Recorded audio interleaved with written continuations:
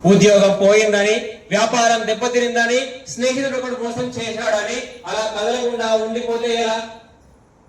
దేహానికి తప్ప దాహానికి పనిచేయాలి, సముద్రపు చేరాలి.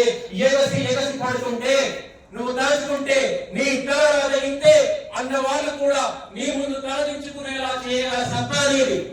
అలాంటిది ఇప్పుడు వచ్చిన కాస్త కష్టానికి తలం చేస్తే లే, భయం లేదు.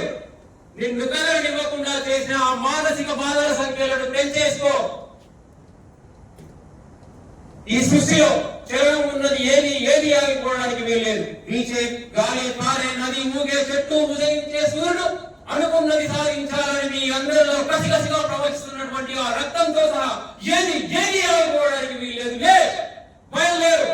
పడ్డ చోటు నుంచే పరువు మొదలు పెట్టు. నువ్వు పడుకున్న పడుకు నిన్ను చీరలించుకోకముందే నీ బద్ధకాన్ని వదిలై, నీ అర్థం నిన్ను ప్రశ్నించక ముందే సమాధానాన్ని వెతుక్కో.